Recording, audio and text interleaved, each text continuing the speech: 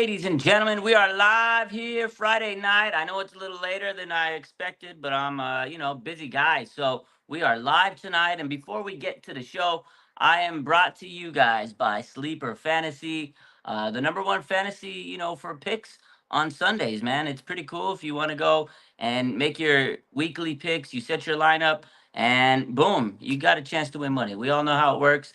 And nowadays, if you use code RSF 49ers on your first deposit, you get up to $100 deposit match. So Sleeper Fantasy, you want to go make some money, you go bet on some players here, get you some stats, you might win some money. I love making these parlay cards. I've fit a few myself. Last week I was like 7 out of 8 on my 18 parlay. I was like, oh no, I sold. It was Brandon Ayuk that sold me. I was so sick, but it's fun. It gives you another reason to watch the games because you get in some money. So yeah, our SF 49ers code, you get up to $100 deposit match. We are here with my main man, Bash. What's up, bro? How What's we doing? cracking? It's been a minute. I had a very rocky start of the year in my personal life. Those who are close to me know what's going on. I'm not going to talk about it here, but did a few live streams as of late and just getting back into swing of things for the season. I'm hyped up. Week 1, we won, so we're definitely we might talk about that a little bit. And we got the Vikings coming up, so I'm pretty pumped. Yeah, it's good to have you back, man. It's good to have my boy Bash. Friday night, like Julius says, Raj and Bashar back on Friday nights. That's right, baby. We What back. up, Julius? Prediction Friday. This morning, I was like, yo, Bash, it was early in the morning. I was like, let's do a show tonight, Friday night. And, we had to do it. So, you know how it goes. Friday nights, we're going to talk about everything leading up to the game and we're going to make a prediction. Now, before we get into a lot of that stuff, the big news we got to talk about today is Christian McCaffrey is out against the Minnesota Vikings. He's got the calf Achilles tendonitis issue, and it's becoming a little bit more serious than we had initially thought. Achilles tendonitis could be dangerous, and Kyle Shanahan earlier today said there is a possibility that he's going to go on the injured reserve, man, and that sucks. The other day Kyle said we're not considering it. John Lynch this morning on KMBR was like, it's a possibility. We got to do what's best for him and the team. And then Kyle Shanahan today basically said, yeah, we might be putting him on the injured reserve. We got to discuss it. And the worst part is, yes, they said yesterday during practice, Bash, it was his worst day. Like he was out there practicing, and he said that it just really was painful. So it's not a good thing. What are your thoughts on Christian McCaffrey dealing with the Achilles tendonitis and him being out for Sunday's matchup? It's unfortunate because we gave him that big extension, right? Or that big pay raise. And all of a sudden we can't even use him.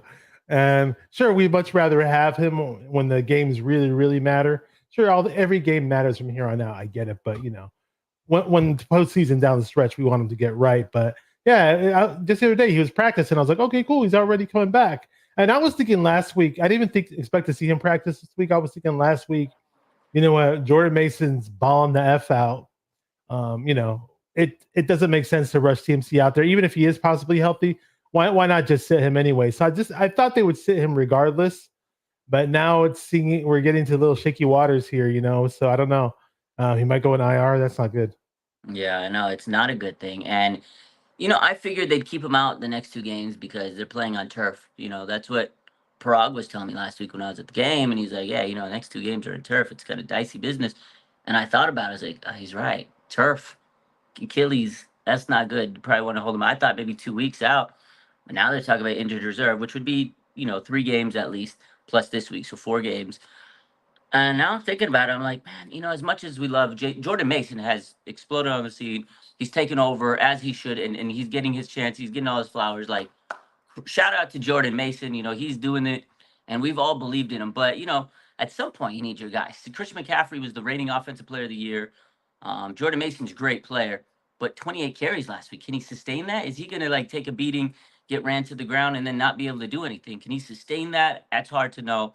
And again, Christian McCaffrey was an MVP candidate last year. He is a game changer. What he does on this team is amazing. We can't lose that. Maybe he comes back a little later in the season and it's all good. But you don't want to risk this guy for a few games here and then you mess up his season, maybe his career. So It is unfortunate, and I didn't think he was going to play this week, but you're right. He was back in practice, and it was like, okay, but he was limited. Like every week, if you remember the reports, these last 2 weeks, he was at practice, but it was a limited fashion. So again, that's why yesterday, and Kyle was saying how yesterday he had that horrible day, and he didn't practice today. When I heard that news today, I was like, Chris McCaffrey might not be playing this weekend, and it might be a little worse than just this weekend. Like I got this vibe today that he's gonna be placed on the injury reserve because when John Lynch said that this morning, like there's a possibility, I was like, that's not good because it went from again the other day, Kyle Shanahan was like, we're not considering it to this morning, yeah, it's a possibility, and then Kyle said, yeah, we might have to put him on the injured reserve. Like it changed quick. So hopefully Jordan Mason can do the damn thing and be that guy, which I think he can be. But I just don't want him to like get hurt because he's never really been a starter, right? This was the first start he's ever had in the NFL. It was a hell of a game. And I'll let you talk about Jordan Mason, but I'm a little worried. Now, my man David over here, David Salgado said, it's all Madden's fault. Don't ever get one of our players on the cover. Do you think it's a Madden curse? What are your thoughts on that, too? Madden curse, man. I don't believe in certain things like that in terms of my spiritual beliefs and just my everyday life beliefs. But it is kind of funny. Now, if he sits there and shits the bed all year long, and sure you can make that argument, but it's still very, very early. Sure, we don't have him for the first two games, but again, like I said, we're going to be in the mix. This is a talented roster. We got a damn good quarterback. We got a really, really nice defense. So I don't see us, being garbage throughout the season. We're gonna play when it matters.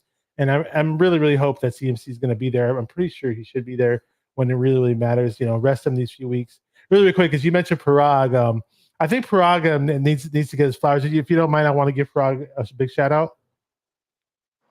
Really, really Yeah. quick. Okay. Yeah, please do. Shout out to Parag Marathi. Let's go. Yes, sir. That was amazing. That was You know amazing.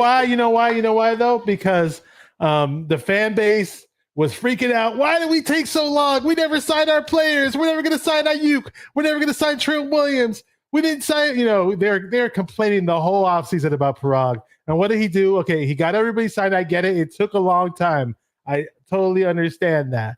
But since he's been our guy, I just, for the most part, I never stressed about contracts or the salary cap or whatever. People are like, oh, we're going to pay him too much and we're not going to have money for Brock Purdy. Or some people are like, oh, they're going to pay Brock all this money. At the end of the day, all those contracts that we had to work this whole offseason, all that time that was supposedly wasted and how long it took, we still have the most salary cap in the NFL. We're going to be primed and ready to sign Brock next season and whoever else. So shout out to Parag. You get your flowers. Yeah, shout out to Parag, man. He got all that contract. It's crazy how he does every year. Front loaded, back loaded, whatever you got to do, he does it. But can I hear that again? Can I hear the shout out? I want to hear that. That was dope, bro. Let's hear it one more time. Shout out to Parag Marathi. My brother, 49ers. Let's go, baby. I love it, man. That's my favorite thing. What's up, John V? He says, my brother Brash and Raj.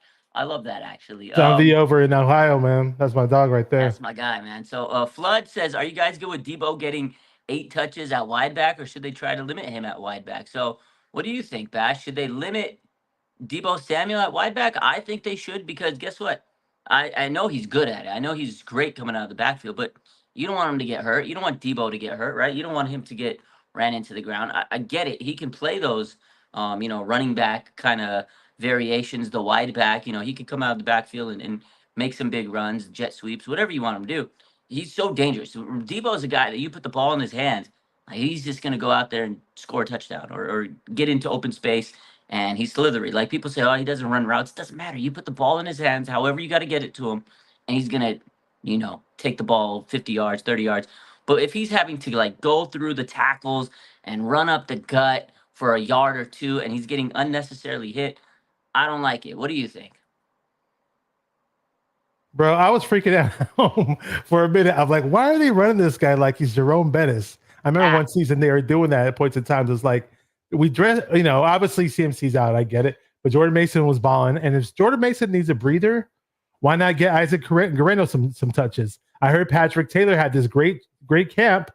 Give him some touches. Slam it up the middle with him a bit. Like Debo, we got to keep this guy healthy, dude. And he's not a huge, sure, for a wide receiver, he's thickly built, you could say, but I don't want him smashing up against linebackers and Mhm. almost fumbling or whatever. Like we do want him to make big plays, and every now and then, sure, we'll run a jet sweep with him, as long as he doesn't have to run into 20 people. And you know what, Debo, try to make somebody miss every now and then. It wouldn't hurt. Yeah, no, I mean, I get that too. I don't want him to run up the gut for like a 1 yard draw play. Like that's stupid. Like, yeah, Jerome Bettis, he's not, he's not that power back. I don't want to use him like a Jerome Bettis, like you said. I don't want him to go up the gut like that. That's why you have a Patrick Taylor. Let him take the brunt of the damage and get 1 yard, 2 yards. Let one of those guys. That's their job. Because if you take Debo and you run up the middle for one measly yard and then he rolls his ankle, you're screwed because this guy's he's one of your major weapons. You throw Debo on the wide receiver screen, you throw him on the slant and go, and he gets that ball, boom, it's 5 yards in a cloud of dust. Like that's what Debo does. Don't let him get hurt by going up the gut for a 1 yard play. I love what he does, and he's a great wide back, but let him do the jet sweeps and those types of plays, the orbit motion, all that stuff. So I'm with you on that one, Bash. My man Red Eye says, I hate to say this, but in order for his, meaning CMC's Achilles to get better, may need to be torn. And then he Hmm. said, well, I mean, he also said CMC will require surgery sooner or later. No doubt. They may need to clean up his Achilles if cysts or polyps exist, causing tendonitis. Like I'm not gonna lie, if it gets to the point where it's like so severe, he may have to consider surgery. And that sucks. So hopefully they can avoid it. And I think that's what the 49ers are trying to do is avoid a very serious or long-term issue or a torn Achilles. Because if you remember last year, Drake Greenlaw was dealing with calf issues all year. He was in and out of practice, in and out of practice. So I remember, I don't know how many damn updates I did of Dre Greenlaw. He's out of practice. He's limited in practice, and it was a calf Achilles, and then boom, Super Bowl came and a rupture. I'm not gonna say that it's gonna happen to CMC, but it sucks, man. And I know he got paid this offseason handsomely. Thankfully, he did for his own sake, but I don't know. I'm starting to get a little worried. He's 28. Running backs at 28, that's kind of when they take that slide. And man, I love CMC, but I just hope he can weather through this and be that guy. But I don't know. I hope it doesn't take a turn for the worse. And I'm praying up for the guy because if it gets to that point, yeah, he's gonna need some rehab and get through it and grind through it and get himself ready. But CMC is the type of guy that prides himself on being so, you know, in shape and physically sound, and he's gonna make sure his body's right and ready. I'm sure he's, I'm sure he wants to play so bad. Like you saw it the other day in the locker room where he says, "My mentality is I want to play." Like that, he's probably so sick right now that he can't play.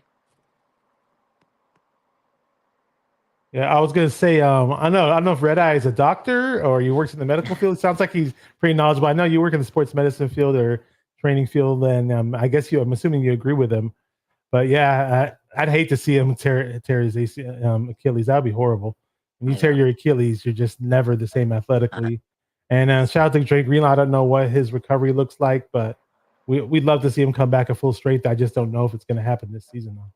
Greenlaw, he'll be back. Probably mid-season. I saw him the other week when we were at the Plex shooting our show, and he said he's feeling good. He said he's itching. I saw some videos this week on NBC Bay Area, and they looked like he was, just you could tell he's hungry. When I talked to him a couple weeks ago, he said he wants to play, but he has to play it smart. I think he'll be back, but he knows he has to be very cautious because you're right. Achilles is tough, man. It's a tough one. Even Talanoa Hufanga, like I'm sure he wants to be out there, but knee injury you don't want to re-aggravate it because if you look around the league, there's many players that blew their knee out and then they just were never the same, or they re-aggravated it. Like Emmanuel Mosley, man, he came back from a torn ACL and he tore his ACL again. That sucked. Jason Verrett, same thing. He had a lot of injuries through his career. He came back and he never could stay healthy. I hope that's not the case with Hufanga here, and I'm pretty sure he wants to make sure that he's going to be ready to rock and roll and no setbacks. So these injuries are scary, and they have to make sure that they're back and ready and their knees stable or their whatever they injure is stable. So it's risky business, and they want to get paid. And in order to get paid, you got to be able to play. And in order to play, you got to play at a high level. So it's tough for these guys. So we'll see how it goes. Julia says, you think Mason's frame can help him sustain his usage? What do you think? Because he is a bigger back. He's like a power back. A lot of people are comparing him to Marshawn Lynch, and Marshawn Lynch was able to take like a pounding. What do you think? Marshawn Lynch, especially when he was on the Seahawks, man, he was just running fools over, and he did that one stiff arm, and the dude flew like 20 yards, and And as much as I hated the Seahawks back then, I can always appreciate great football at the same time, and at least a great football player. But yeah, it's funny though because when I look at Jordan Mason's body type, now and it's good that you brought this up because I did want to bring this up at some point in the show. Yeah. I mean, he looks like he has enough power, and he doesn't look like a small guy by any stretch of the imagination. And what he has about that's similar to Marshawn Lynch. If you remember, Marshawn, I only know this because they used to tear us up Uh, whenever we played them. Because Marshawn Lynch, it'd be that zone blocking scheme, and Marshawn Lynch would do that little jump cut from one hole to the other. And Jordan Mason does what he does in that type of running style. Now, is he yeah. the guy that's going to run through people and run people over? He can break some tackles, but I would never put him on the same level of Marshawn Lynch in that regard. I really wouldn't. Now, Larry Krueger has said this a few times, but when I look at the guy, I don't see it. He says that Jordan Mason is like 240, but he definitely looks smaller to me. And not that it's the ultimate thing that matters, but maybe you've seen him up close and I haven't. Maybe you would know better than me. I mean, I think he is. I think he is, but he sometimes doesn't look it because he's kind of like stocky. But it's what they say, and I think. I mean, I don't think they're gonna lie about it. But he's a monster, man. You could just tell he's low to the ground, and he just pounds you, man. I love it. He's a bruiser, and I love that kind of stuff. It's different than CMC because CMC's got the speed, the cuts, the vision. He's just that smooth, silky, buttery running back. Jordan Mason, he can hit you on with some speed once he gets going. He can hit those outside lanes like he did last week, but he's going to hit you in the mouth and then he's going to like run you over. Like, he's going to bulldoze you because of his big, stocky, and his just powerful body. He's a strong guy, so it's a different back, and I love him. I love him. So Yeah. he's big time. So I remember somebody called into some show. I forgot who it was, but they were asking why was Jordan Mason undrafted? Why did he go undrafted? And what the consensus was is that he ran a 4.58 40. Yeah, And I was he like, wasn't. I wanted to tweet something about this, but I forgot. But it's like that goes to show you how 40 times can be irrelevant sometimes. They are. They Because, are because game speed is yeah, different than that stuff. We all know that, mhm, and Kyle yeah, knows what to look for on the film. Like the Niners are so good, in terms of getting running backs. Late round guys. Him and they got one of the best running back coaches out there. They got Kyle Shanahan. The guy knows how to draft running backs. Late round picks. They always turn out undrafted. Is sometimes these guys fall through the cracks because they're just bad combines or whatever the case is, and Kyle's like, oh, we got to get this guy. I can't believe it. So yeah, this is how it works. And Red Eye says Mason is the same size as Marshawn Lynch, 5'11", 215. Mason, 5'11", 223. So there you go. He's pretty much same size as Marshawn. That's crazy, actually. So you could see it. He has the same similar style. I mean, I'm not gonna say he's Marshawn Lynch, but he's like baby Marshawn. He's like yeah. Marshawn. Baby Marshawn's a great way of putting it. Yeah. But I'll tell you this though, I was dying to see Isaac Garendo get some touches, man. I'm Oh, yeah. really, Yeah. really, really intrigued by what he can do possibly. Yeah, I want to see. I want to see him too. He's got that speed. He's like four. Was it 4.440, 4.3, 4.340, 4.3. 4.340? Yeah. It's Uh-huh. quick, man. But I think the reason also not just because he's rookie, but in Kyle's offense, you have to understand the blocking schemes. You have to understand like where your blocking is going to be, and that's the big key. If you can't block in Kyle's system and you don't know your blocking lanes and your assignments, it takes some time to get out there. Like he probably has the talent to do what he needs to do, but you have to understand those concepts, and that's what some of these players struggle with. I'm not sure that he does it. I mean, I'm just saying if he doesn't, that may be a reason why he's not out there. But I really do hope that we see Isaac Correndo, and I think somebody in the chat also said Jacob Cowing on like the jet sweeps because he's done it before. He's so fat. Like, well, Oh yeah, yeah. use Jacob Cowing on the jet sweeps. Use Garendo. Use those speed. Those two guys are quick with it. Like, yeah, I know it sucks we don't have CMC, but you can make up and put pieces together to help sustain that. Because yeah, CMC's a big loss, but you have other players and other weapons. Let's utilize them. So I don't know. We'll see how it goes though. But it does suck that CMC's out. Hopefully, it doesn't become like this nasty long-term thing and it doesn't linger. I hope he's out a couple weeks, comes back, and we forget all about the injury. That's what I'm hoping for. But you never know. So I'm gonna move on from CMC, and we're gonna talk about some other things. Actually, one last thing about CMC. So today, the 49ers were not fined with how the 49ers, how they were talking about how they were going to fine the 49ers for not designating Christian McCaffrey's status And the whole Jordan Mason debacle where he said he knew Friday, but then he didn't. You know what I mean? That whole situation where Kyle said, "Oh yeah, we didn't tell him he was starting on Friday." That whole situation, which was one of the most dramatic situations last Sunday, where Jordan Mason didn't get to enjoy his big moment, it's a nothing burger at this point. So I thought I'd throw that out there. So That was very unfortunate. That was horrible to see at the presser. I was like, scratch my head, like, why is he all pissy and giving Mayoko attitude? I thought Mayoko was supposed to be the guy who goes easy on the players, and then we had no idea that right after. Well, I saw it right when the field reporter went up to him and said, "Oh, when did you know that you were starting?" So, "Oh, I found out on Friday." And I think that where it got to Kyle or where it got to somebody, and somebody apparently chewed him out before the presser. You know what? If you're gonna chew somebody out and you really feel strongly about that and say you're worried about us getting fined, I mean, hindsight's 2020, but do it after the presser. I mean, just wait. yeah, that That's was how I not look at that's it. that They sucked. totally killed his mojo. Yeah, he killed his mojo. I mean, I'm sure he was hyped up and the adrenaline, and he said what he had to say. Oh yeah, but maybe Kyle told him like, yeah, you're probably gonna start, or you're in for a big role. But I don't know. I mean, I don't know if they told him straight up you're gonna start because that's what he said, and then he changed his mind, or then Kyle told us that that wasn't the case, and then when they asked him again to confirm it, Mason was pissed. He was like, oh shit, maybe I slipped up. Whatever the case was, they should have just let it go and just let it be water under the bridge because you kind of ruined the guy's night. But it's all good. Christian McCaffrey situation. He didn't get fined for it. It's whatever, man. It's a nothing burger. So it is what it is. So yeah, we'll see how the rest of the season goes with Christian and hopefully come back. Now, another player that hopefully comes back soon, right? Ricky Persall. Did you know he started rehab this week? He came back. Kyle Shanahan said that he started his rehab this week. He has no setbacks. Obviously, he's not going to play yet, but this man got shot a couple weeks ago in the chest. He came back. Still had the Rolex. He wore it on Monday night, and now he's ready working back out. This guy is crazy. He wants to play as soon as he can. He said he would have played Monday night against the Jets. This guy's a dog, man. What do you think, Ricky Persall? He's rehabbing already. Yeah, I'm not. I don't think we're going to be disappointed in him at all as a player, despite the fact that I was John back and forth with plenty of 49er fans who said that, oh, he's a terrible draft pick. He's like Dante Pettis or whatever else receivers that we pan out, AJ Jenkins that didn't pan out.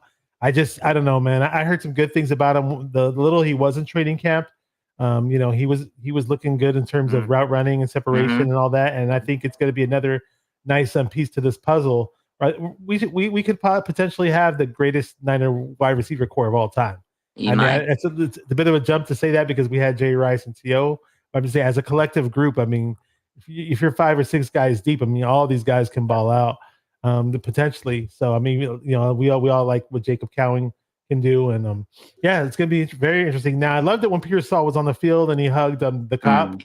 That Yeah, that Joel Harrell. Joel, yeah, Yeah, Joel, yeah, and then the doctor too. I didn't get her name, but yeah. The I was doctor just that's crazy, man. That was now like when that happened. Did they show it on the big screen at the game or? yeah, they showed it. It was before, but they kind of showed it, and then they honored them. Like you could see them. They were showing all that stuff in the game, and I could see that. I was on the field, and I saw the sergeant, I saw Ricky, and I saw them like talking behind the scenes. Like it was surreal seeing that like up close, and then you see the content that everybody's posting. I was like, oh wow, that was pretty cool. It was nice. It was a good touch that they invited her, and they paid tribute to her, and Ricky's family was there, and they gave her a signed jersey and helmet. The team signed her helmet and she had a jersey, and they did a good thing for her, because she saved his life. So that was amazing to see. And just Ricky's an inspiration, man. And I think this team is going to use him as, not use him, but use that, fight that he's had as like inspiration and motivation. Like, come on, you can't not be motivated. Like your teammate got shot, he's still alive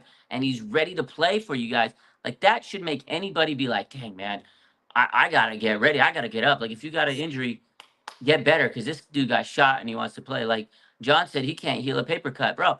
If I got shot, I'd probably be out for months, 6 months, 7 months, 8 months. I'm not trying to play football again. Ricky Persall, what is he? Wolverine? Just healed right back up. Let's go, John. I'm ready to play. Guy's a beast, man.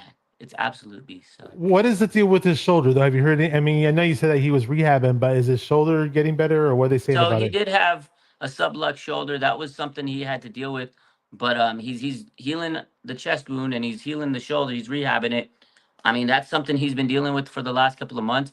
Unfortunate, but I think he's the type of guy that's so determined. I don't think it's gonna affect him too much, man. I mean, he got shot, and he's like, to me, that's worse than the sublux, and he's gonna rehab. He's gonna grind back, and in a way, because he has to rehab the chest wound, he's gonna have to double work the shoulder. So he'll be okay. I think he'll be okay. He's a tough one, man. He's a tough one. So it's just, man, I don't know. You walk into the ambulance, still has the Rolex, flexing it on Monday night. He's a beast, man. I think he's gonna be something special. So shout out to Ricky P. Good to see that man still just ready to rock and roll. I'm excited. I think the moment he walks out that tunnel, it's gonna be the loudest Levi Stadium ever has. If he comes back on a home game, I gotta be there. I need to see this. Like up, I need to hear how deafening. You know, I don't have any I don't have anything set in stone in terms of what game I'm going to, but if I could attend the first Ricky Pearsall game and see him score a touchdown, I'd definitely love to see that in real life. Yeah, man. If I know he's coming back that weekend and it's a home game, I'm going. 100%, I'm going. I got to see the Ricky Pearsall debut. Like that's historical right there. I got to be there. I got to be there, man. That's oh man, chills, Ricky P. So another guy that's gonna make his return actually this Sunday, his debut for the 49ers, Yatur Gross Matos, the defensive lineman that they had signed this offseason. Also, they signed a lot of defensive linemen. Leonard Floyd, who looked good, Malik Collins, who looked really good, Jordan Elliott, who looked pretty good, and then Yatur Gross Matos. He's gonna make his debut on Sunday against the Vikings. This D line was cooking on Sunday. I tell you what, man, I like what Nick Sorensen's done so far. I know it's one game. It looked good. And I think Yeturgos Matos is going to be a nice addition to this defense. What do you think? How are you feeling about this defensive line? Are you happy? Are you already over Steve Wilkes? What do you think, man? Was you know what's funny? I had a very solid reminder about Steve Wilkes when we played the Vikings last time. I was watching Larry Krueger and they brought Mm-hmm. it up. How he had that. It was so funny when they brought it up. They were just talking about the bad defensive calls that he had during that game and that one. Didn't he have didn't he send like the whole team on a blitz? Only had like one safety Oh, back there and that was it. Yeah, and how that's that the basically that game. led to a big That's the game touchdown he got right chewed before the out. half. Yeah, that was the game Yeah, he I bet got he chewed did. out because Addison got the touchdown and all that. Oh god, that game was crazy. We lose that game, and then remember Kyle told his ass, "Get your ass on the sidelines." That was the game where Kyle was like, I'm sick of this man. You need to get out of the booth and get your ass on the sidelines." And then he chewed him. I remember he chewed him up that week, and then the next week, sideline Wilkes was born, and the rest is history. Yeah, that. Sideline Steve, yeah. Yeah, yeah, sideline Yeah, I Steve. mean, it seemed like Steve had a little bounce back, a resurgence at one point in the season, but it wasn't sustainable. And there were just some questionable defensive coverage calls, towards the end of the Super Bowl. But it is what it is. Sorensen's here. I'm forgetting who the Right. other guy is, who's the assistant Staley, D Brandon coordinator. Staley. That's our Yeah, Brandon Staley. There you go. Yeah, Yeah, so I mean, maybe we found something else. I mean, Malik Collins, I always knew he was a good player, and I thought it was very interesting how they did get rid of Armstead, but yet we were able to pick up Jordan Elliott and Yatur Gross Matos. Gross Matos is more of an edge setting type defensive end. He's not yeah, necessarily a flashy pass rusher, so it's gonna be interesting to see him in the mix this time around. Hargrave, he's not known as a big time run stopper, but he was stopping the run pretty damn well week one. Does he do yeah, it again against Minnesota? They're going to be playing two really, really nice offensive tackles, Darrisaw and the other guy.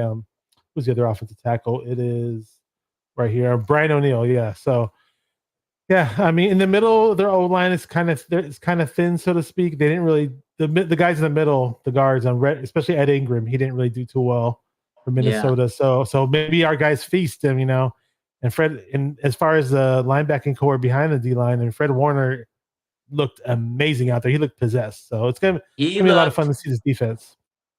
Fred Warner gets better every year, like fine wine. This man was unbelievable on Monday. He was sideline to sideline. He got high praise from like Aaron Rodgers, Robert Salah. I mean, I know Robert Salah was his former coach, but he said he's a first ballot Hall of Fame. Like the way he sticks to the field and just moves. And he says that 25 other teams would have not been able to stop some of those runs that they had. And he goes, Warner was able to stop some runs that he was like, whoa, like he just would be there. Like you just like, how did he get there? How did he get there to stop that run? He's a generational linebacker. This guy's a monster, man. fucking love Fred Warner. He's like the predator out there. He's so good. And again, that D line was improved. Run defense was really good because that's one thing we all were worried about, coming into this season because the stretch, the O or the D line couldn't stop a blood nickel. They couldn't stop a run, man. And you're right, Armstead, whatever. But Malik Collins looks on point, and he looks like he's a. I mean, he is cheaper. He's an And underrated signing. he's a load. He's a load. He's like he's. They were saying he's 330. I mean, I always wanted that big, huge, run stuffing type D tackle, and it looks like he fits I the don't. bill. So we were very He's, fortunate to get him, some way yeah, somehow. he's good, man. He is so impressive. I was like, he moves so quick for a sec. Kind of like DJ Jones. Like, how does a big man like that move so quick? I don't know, but they're good at it. And Malik Collins, probably one of the best signings the Niners have had in a long time. He's an underrated player. I mean, I was like, wow, this guy is good, man. And you're right, he made Hargrave better at run stuff. And like this D line was eating up, baby. And speaking of eating up, the cornerbacks, Mooney Ward, man, he shut down that left side. He was like on an island. Diamondo Lenore, he strapped up Garrett Wilson. Isaac Yadam, pass breakup. The secondary was benefiting because this D line was killing them. They were getting pressures. They were getting up the gut, just slabbing the center off the line. This D line was cooking, and it helped the secondary, which was nice. So they do have their hands tied because they got Justin Jefferson. Jettas is back Mhm. this year and better than ever. They don't have Addison. Last year, Addison crushed us. He crushed us. But Jefferson was out, but they had Addison, and that was the play, right? It was the cover zero touchdown where Addison scores right before half. If they don't score that, Niners probably win that game. But of course, bad coverage because Steve Wilkes sent the freaking house to the quarterback and like, shit, here you go, touchdown, wide open, crazy. They don't have Addison, but they got Justin Jefferson. He's better. He's the bang. He's the best receiver in the league. So, what do you think? You think Niners cornerbacks are gonna be able to hold Jettas? What do you think? Yeah, I mean, let's be real. Sam Darnold isn't gonna. I'd be shocked if Sam Darnold played like a man possessed, like Cousins did against us that one time. So I And mean, it should help us out a whole lot. And Diamondo Lenore Demo, the hyena, who had a really, really nice pass breakup for that DFF interception. Just Mhm. Flanagan Foles. Didn't he tell the media that Sam Darnold throws the ball to him all the time in Yeah, practice? he said he would die. He goes, look, me and Sam Darnold, we have a connection. We got a connection. And he goes, that connection is he likes to throw me the ball. I was like, oh my God. And it's funny because he's a Uh, cornerback. He's not supposed to be throwing the cornerback the ball. Sam Demo's Darnold and I coming for go his neck. way back. Yeah, I was I dying, love bro. Demo. I love I Demo. I love just that game. love his intensity on the field, and yeah, I I'm really love it. happy that yeah, he's a funny dude. He's likable. He's a beast on the field. The hyena. He's so Yeah, I funny, really dude. I love this. Again, I mentioned the wide receiver groups being the best wide receiver group we could potentially have, and event maybe last 30 years, Niner history. Who knows? I think the secondary is going to be a really, really nice secondary. You're, It's going you're to be probably right. You're probably right. Let me. yeah. I got the clip. Let me play the clip of Diamond Lenore. What he said about Sam Darnold. Let me load it up and we'll play that.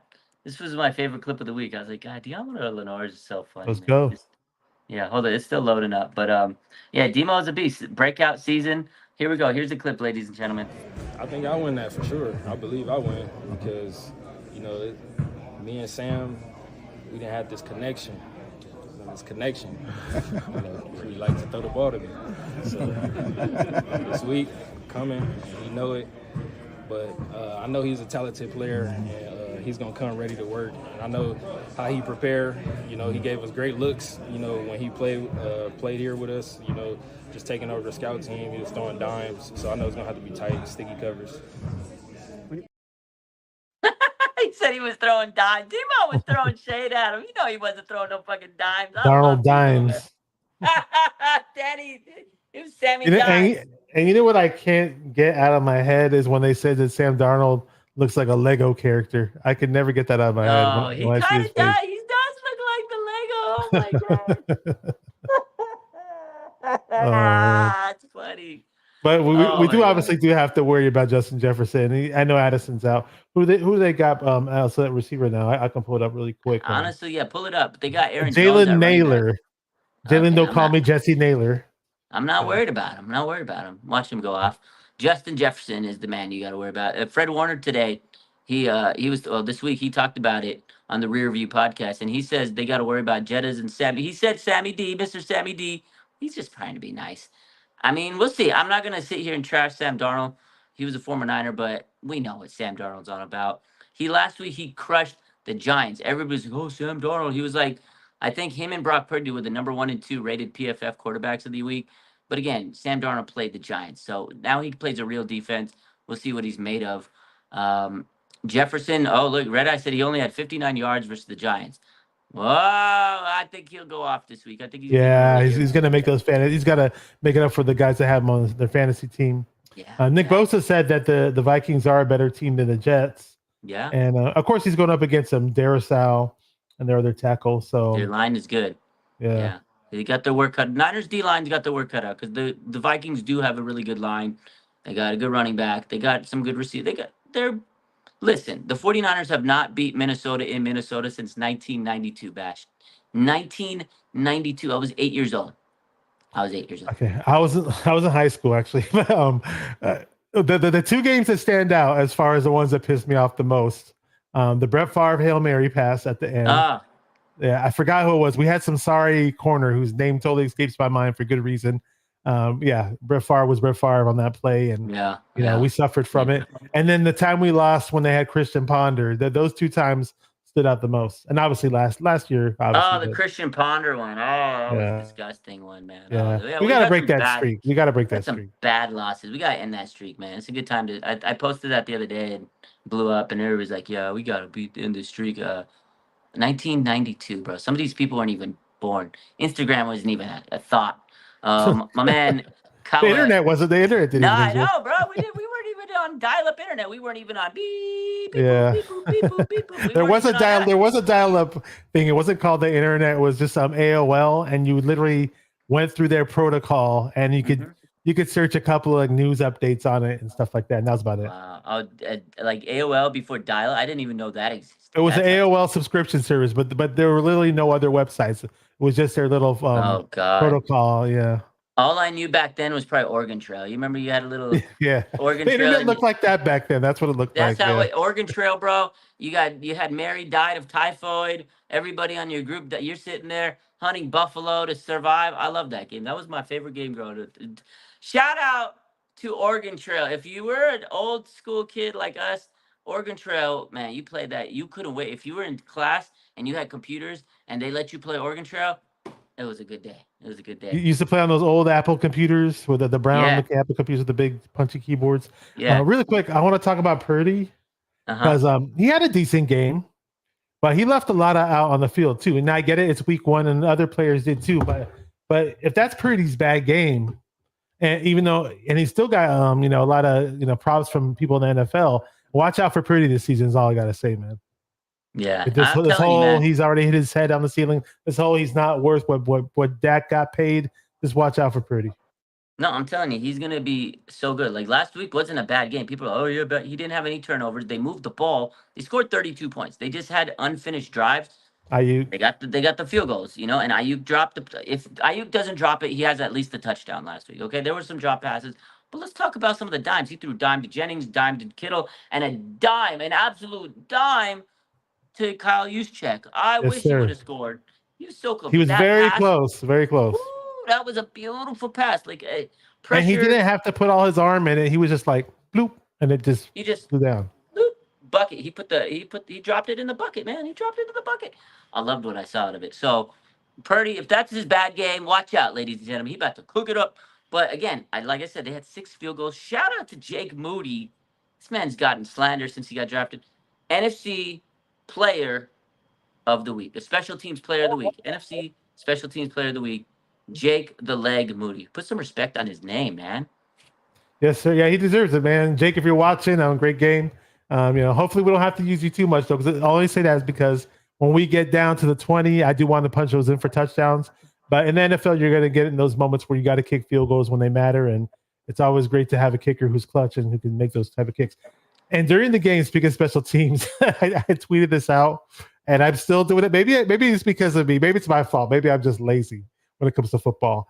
But I tweeted something out like, "Hey, I don't care if you call me stupid, but I'm never gonna understand these new NFL kickoff rules."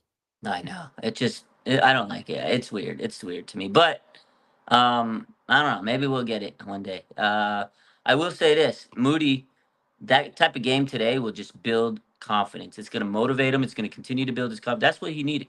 Game like this, and he's just going to continue to build off of it. So I liked it. I loved it, man. He was absolute money in the bank. 6 for 6, man. That I was sitting there going, dude, this guy's every time he kicked, I was like, this is insane. I was like, wow, good for him. This is good for him. So Well, we'll one of them see. almost hit the pole or missed, right? It doinked. Yeah. He doinked the Yeah. 50, but it was 53 yards out. Sometimes you need a little luck. Doink you very much. I'm glad he got the doink and it went right Shout out in. to So, Doink the Clown. yeah, doink. Shout out to Doink the Clown. R.I.P. My Yeah, guy. he's not. Yeah, Yeah, he's not with us anymore. Rest in peace. his Dark Side of the Ring episode's really good, by the way. It was good. I saw it. I told you one day we gotta do some wrestling stuff, man. We're gonna do we talked wrestling about it. We content, talked man. about it. I We need to talked just about it. become a full-time content creator, and we'll do wrestling. We could make some good stuff with that. But let's take a look at what else happened today. Obviously, we talked about CMC. We talked about Ricky Persall back in the building. Yatir Gross-Matos is back. Teleno Hufunga's doubtful. Probably not going to play on the turf like we mentioned. D Winters, he's questionable. He has the ankle. And we did talk about Christian McCaffrey the 49ers not getting fined because of the whole McCaffrey designation fiasco.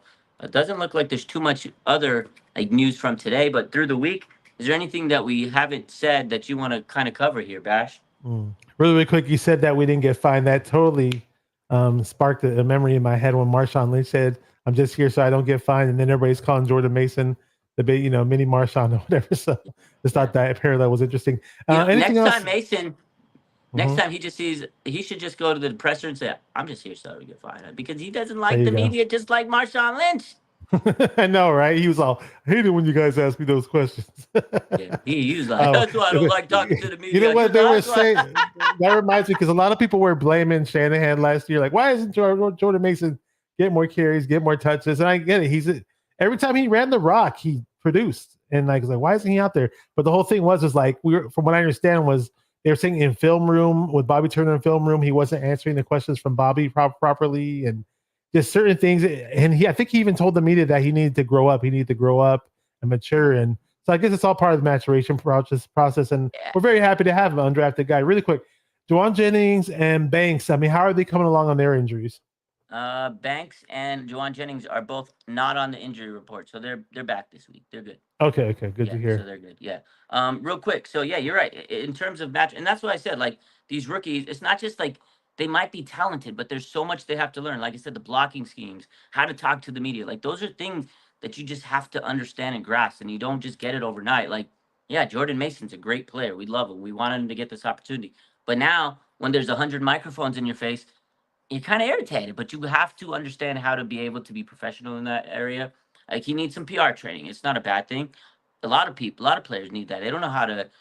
If you weren't a superstar, like he was never a superstar player, he's a good player. He will be a superstar now after the way he's carrying himself. You got to get used to that. But if you're like Christian McCaffrey, he's had cameras in his face since he was young. He's always been the top guy, college, the pros. So he knows the spotlight's on him, and his dad was in it. Like he was born into this. So he probably has a little bit more history with the media. Jordan Mason, this is his first start. Bright lights, Monday Night Football. It was probably overwhelming for him. A lot of pressure. It was just adrenaline. A lot of things going on. So that is part of the maturation process, Bash. So, but I think he'll continue to get better and improve. But you know who else needs to improve this week before we get to, predictions and stuff? Brandon Ayuk. You think he's just rusty? You think he's going to bounce back this week, go crazy? What do you think? So week one, I really set the bar low for Ayuk week one. I really, really did. Obviously, he just took so much time off from that contract. But on the flip side, Trent Williams looked pretty damn good, right? So I mean, he just looked like the same old Trent Williams. But yeah, I think Ayuk will be fine this upcoming week. I don't see him being a letdown. And then it's a low hanging fruit. I didn't do it, but other fans did it. Oh, I can't believe we're paying him all this money. Can't even catch a damn touchdown when it's thrown to him. And he should have had a better game. And Eli Manning and Peyton Manning actually more so than Eli was just. I'm not sure if you caught it, but Aaron played it when I was on with him. Yeah, I saw that. First day. So you did see that. Yeah, Peyton Manning was just tearing into him. I think it was kind of Ripped tearing him. into the Niners a little bit as well because he said sign him early or whatever. And Yeah, he Peyton ripped Manning's him. super old school. He's super old school. And I don't sit down and watch their broadcast, but it was interesting to see that. One thing I did catch was when Adam Sandler was on with him, and Adam Sandler was like getting pissed, but he was trying to fight his anger off when the 49ers were beating their butts because he's a big Jets fan. And really quick, something you asked me if I wanted to talk about a few other things. This just came to mind because you did mention blocking schemes, right? It felt amazing to finally watch a Niner game and then see us where we're not running to the left side 20 times and trying to get some yards out of it, even though they know we're going to run to the left side. Like we finally had some success in a long time running to the right side consistently. Pooney, I mean, everybody's hyping him up, talking about it. I don't even need to say anything. You watched the game, but if you didn't watch the game, this guy was picking up blocks that McKivitz made mistakes on or Brendel made mistakes on. He's just going through people. He's like almost like a Yapati, but I think he might have more skill than Yapati. Actually, I don't remember Yapati being that skilled that early in the pass protection game. I really don't. And McKivitz look. He had a few mess ups in the beginning, but at one point in time, McKivitz was dominating against Kinlaw in the run game, and they were tossing around Solomon Thomas, and they were hyping up Kinlaw before the game, like, oh, he's put on 30 pounds and he's back to the weight that he was drafted at, and yada yada yada. We really like him over here in New York or New Jersey, whatever. But shout out to those two guys. Hopefully, this is a trend. This isn't something like a one-time thing. We played against Quinnen Williams. I mean, Pooney went straight up head on against Quinnen Williams, and he was really solid. So. Yeah. I just wish they drafted one more guy like Pooney to play tackle, but it's all good. Maybe McKivitz would do a lot better with that guy next to him. No, 100%. Yeah, I can't believe we didn't mention him yet. I wanted to get to Pooney. Shout out to Dominic Pooney. Rookie Trent Williams was raving about him. John Lynch was talking about it on KNBR this morning. He says this guy was looking so good. He was impressed. Trent Williams was impressed, and he's not easily impressed. Trent Williams the other day in the locker room, he was talking about how he just was like gushing. He was like, this guy looks so good. He's like a veteran out there. He was doing so good. And you saw it. You watched the film. You're right. If McKivitz made a mistake, he would pick up his man. He would pick up Brendel's man. He was double blocking two guys at the same time. He took Quinnen Williams, made short work of Quinnen Williams, all pro. Pooney was dog walking. I was like, man, I'm so happy we drafted this guy. If they get a tackle, when they're going to need one, because when Trent Williams walks away, they need to draft a Pooney at tackle. You know what I mean? Pooney was so good. He's only going to get better. I love the Pooney. You love the Pooney. We all love the Pooney. Everybody loves Pooney, baby. That's my guy. I'm so sorry. It sounds like something yeah, else. I know. I'm making a joke. Make a t-shirt. Make a t-shirt. Yeah, we're going to make it the sheet. We all love Pooney. That might stick. Kawa says Burford looked good at left. But yeah, Burford came in for Banks. He looked good, man. He looks like he's just got his head on straight again this year, and he's refocused. The O-line was great, man, except Jake Brendel. He's mid. I don't know. He needs to step it up. But his first game, the O-line was good overall. I feel you. Yeah. Dodgers says Ayuk is rusty. He'll get into the groove. That's what you said. I agree. Blood Moon says, will CMC go on the IR tomorrow? I'm pretty sure he's going on the IR tomorrow. Saturday by 1 p.m. Pacific, they have to make their roster designations.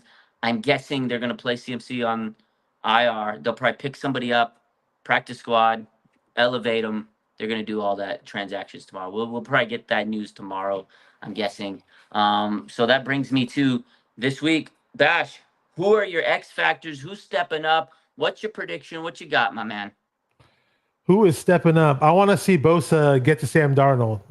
I want to see him get at least. I'm going to go out on a limb. I say he gets 2 sacks. Eli Harold gets 1 sack. That pass now when we all know Darnold. Leonard Floyd. Right? You know how many times this offseason I've jacked that guy's name up so many times. Saying Eli Harold. So somebody's probably going to put this on Twitter and make fun of me. It's all good. But yeah, Leonard Floyd was really nice, and they had a half sack, him and Bosa, right? It was like remember when they said that they were gonna have a race to the quarterback when he had that other dude last year, and he went off to he left us and went to the Saints, but Chase Young. Yeah, Chase Young. Yeah, so yeah, I want to see that part of the pass rush step up. I know we're playing against Darrisaw, they're badass tackle, but I definitely want to see that happen. As far as another thing, I want to see Kittle. What's up with Kittle, man? I know he had a nice pass down the field, but been a while since I've seen him get in the end zone. Let's see Kittle. And obviously, you mentioned Brandon Ayuk earlier. I see Brandon Ayuk getting the end zone as well. Yeah, I think Purdy has 3 touchdowns. I think he's going to throw into Kittle. I think he's going to throw into Debo. He's going to throw into Ayuk. All them, the Yak Bros are going to cook this week. I feel it. I feel like Brandon Ayuk will bounce back. I think Debo, he's just electrifying, man. And I think they'll get Kittle involved. And Mason's gonna run wild. He might run one in.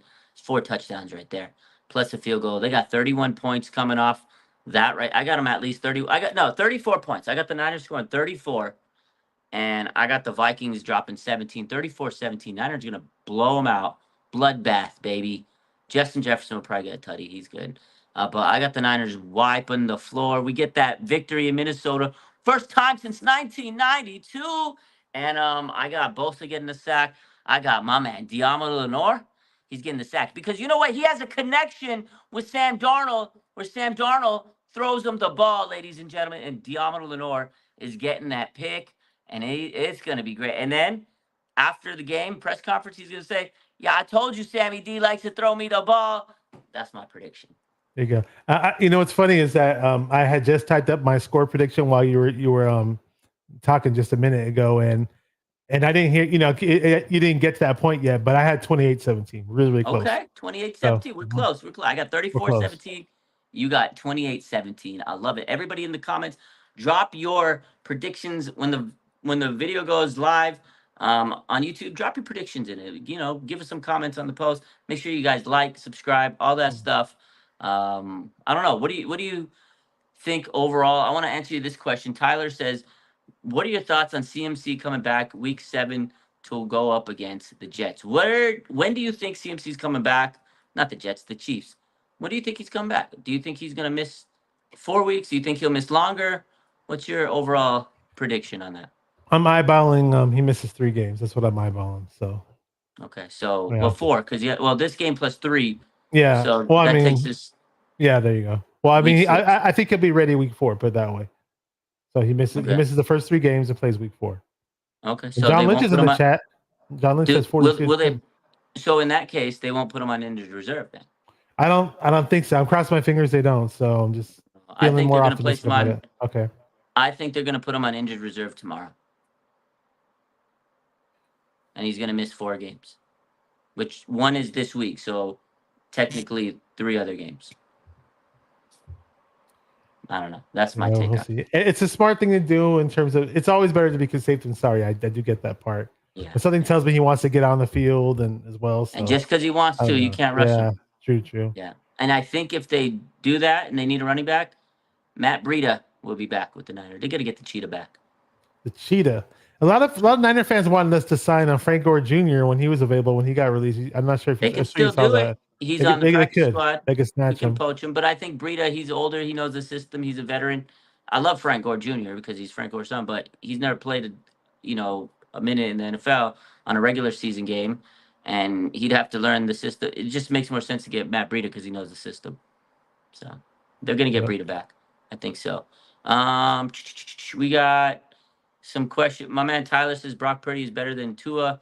Yo, shout out to Tua. I feel bad for that guy. Concussion. What do you think? I know this is not Niner talk, but do you think Tua is gonna retire? Something tells me he's not going to retire just yet. I think he's going to, even though he probably should retire. I just have a feeling that he doesn't. But I had really high expectations for him too at one point, and then he looked really, really good when Tyreek Hill first joined the team, and not, I think we really, really when Purdy beat Tua, I just think things changed for that Dolphin team. It really did. I think he should retire. I mean, 3 concussions, that's a lot. I don't know what his brain's looking like right now, but you got to minimize the rest of the trauma. Like, too much trauma to the head, man. I feel bad. He needs to slide. He doesn't slide a lot. I don't know. I just hope he's okay and he gets better and he doesn't have any, nasty side effects or long-term effects. I feel bad for the guy, So prayers up to Tua. I don't know. He seems like a good dude. And honestly, I had no idea that until a few days ago that the Dolphins gave him a 4-year extension with $212 million. That is crazy because big contract. They knew he had that one incident where his hands got crossed up or whatever. That was it was like 2 concussions in back-to-back games, something like that. So yeah, I don't know, man. But I do hope the best for him. I'm sure. I mean, a miracle would be for him to say, "Hey, I want to play," and doesn't get any more concussions, and he lives happily ever after. But that doesn't seem like it's reality. I just think the maybe he's got dog in him. He's like, "Oh, I still want to play," but There you go. I mean, you're the sports medicine guy. It's just It not may smart. seem, It's just not. You yeah, can have it's not dog smart. all It's the not dog smart. you want in you, but then at some point you're gonna act. You actually become a dog because your brain's mush. So Pretty much, pretty much. yeah, it's That's a not pretty smart. funny comment that you got on the screen though by Joe. What up, Joey? He's always got the Yeah, funny my man comment. Joey from 49ers Hive. Shout out to my boy Joey. I love this dude. Joey. He's crushing on TikTok, by the way. Go Oh, check he's him out. always. Oh, really? I don't have TikTok. He's Maybe the I one should that get it. runs the 49ers Hive TikTok. This guy's killing Oh, it. okay, okay, okay. I know he was He's connected to the Hive. Yeah. he's a beast, man. This guy's a social media beast, just like everybody else I know. So he says, knowing Kyle could bring back Tevin Coleman. Knowing Kyle, he might. He might. It was funny when Tevin Coleman was playing on one of the games. I don't know if it was Monday night, but Steve Young was in the booth and he said like, "Oh, they handed it off to Tevin Campbell." And I don't know if you remember that one singer, Tevin Campbell, "Can We Talk" R&B singer. Yeah, Steve Young said that I name. remember Tevin Campbell. I remember him. Good stuff. So, yeah, we got our predictions. I say 34-17. My boy Bash says 28-17. You guys let us know in the chat. And let's take a look. I got some, let me make sure we got, yeah, sounding like Trent Williams on the block. You know how he does. He kills it. He crushes it. Trent Williams, I was so glad he was back. He had to leave to get an IV. He came back. That guy, he didn't look rusty. Like we talked about how BA was rusty. Trent Williams was not rusty. And you know what, Bash? You were not rusty tonight. Good to have you back. What you got planned for the rest of the week, my boy? I messed up on a couple of names. I got Dre tomorrow night at 9:00. A lot of people don't know who Dre is, but it's gonna be a really fun show. This guy has got a mouth on him. Just end up meeting him on the Instagram. Just run to a lot of content creators on there, and I think it's gonna be a really fun show. So tomorrow at 9 p.m. on the 49er Minded channel. Check it out, 49er Minded. Go check it out, my boy Bash. Appreciate you for hopping on. Let's do this again next week, Bash. Shall we? Yeah, definitely. I'm up for it. Let's do it. Hopefully, we can talk about another win. We'll be 2-0, hopefully. Yeah, we'll be talking about dubs and moving on to LA next week. We'll be predicting the LA game next week. Hopefully, we're 2-0, and we can talk about being 2-0. So, for me, for Bash, appreciate you guys. Make sure you guys hit that like button. Make sure you subscribe to both channels. Bash, 49er Minded, your boy, Raj, RSF 49ers Live. Check it out. Check us out. You know I'm going to be busy, man, this weekend with the game. I love y'all. Take care. Go Niners. Peace. Let's go. Niners.